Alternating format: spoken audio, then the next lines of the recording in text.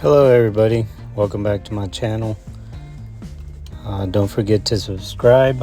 Today we are looking at how to change the front brake pads on a 2005 Honda Accord LX 4-door sedan. It's a Vtec. So obviously remove the tire, and then on the front brakes they're going to have two bolts, one on the top, one on the bottom.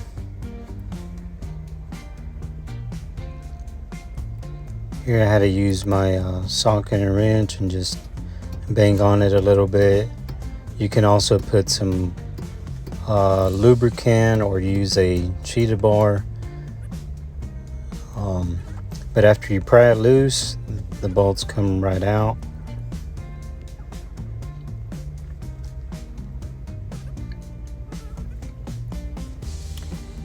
And I'm in someone's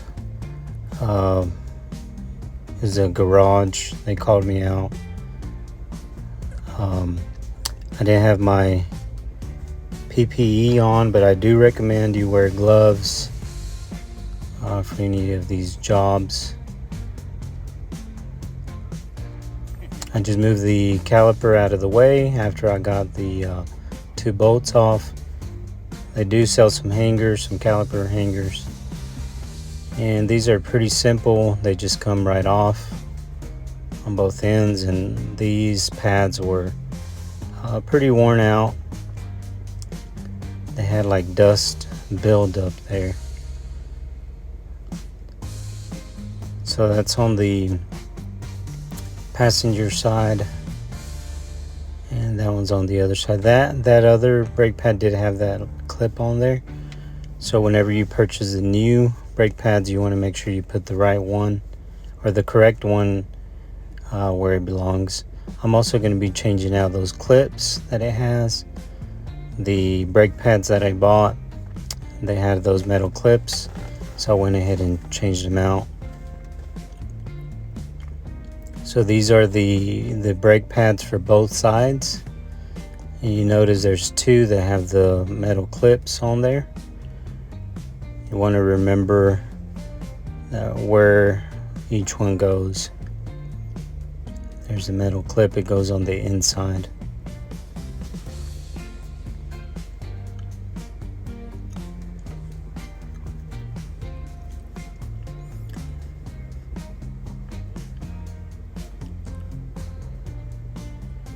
So I'm going to proceed to take off the metal clips. Came with some brand new ones. I tried to take them off with my finger, but they were a little bit harder than I expected. So I just got I think it was a flathead screwdriver or some needle point pliers, and then a flathead screwdriver, and just pried them loose. The new ones just go over top. You want to check how the old ones come off and place the new ones the same way as the old ones. They have a little groove that they go into. So once I put that, I just dry fit the one on the back to make sure if it goes in place, and then I have the grease that I put on the back. This helps with the squeakiness and other noises that brakes tend to do over time. So put the grease on, then I slid the back one in the grooves. It's a pretty simple process. I did the same thing with the front side. See those grooves? What I do, I kind of turn the brake a little bit sideways, or the brake pad, and then slides in.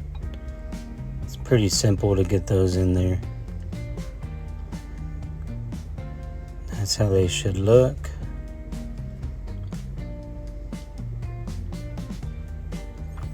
Now the caliper, we have to push that back because the way it is now, it will not fit, because now the brake pads are new and they're a lot thicker. So the way to do this is you gotta find the bleeding valve screw, and it's usually behind that little rubber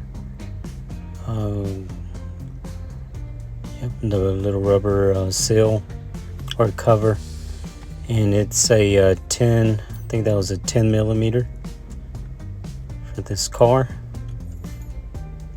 and I barely opened it. Once you open it, the caliper becomes very easy to push back. I was trying to do that with one hand. It's a little hard to do.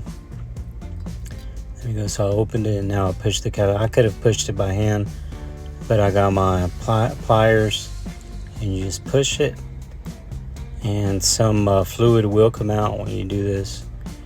They also sell a special tool to get this done. But if you don't have it, you can do it this way, or you can take it to a shop as well, and it'll be a lot more expensive. So you want to line up the holes. You want to make sure that the rubber portion where the bolts go in, they don't get ripped. So you want to line it up right. You have to use both hands for this. Trying to do it with one. There we go. Yep. So once you line both of them up, you just put the bolts back in. So you got one on top, one on the bottom, and then you tighten them up to the torque that it specifies for this car.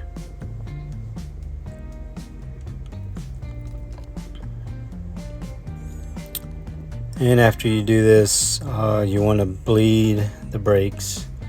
That way they're nice and firm, and to get all the any air out. So that's how it looks once everything is said and done. Thank you for watching. Pretty simple. Don't forget to subscribe.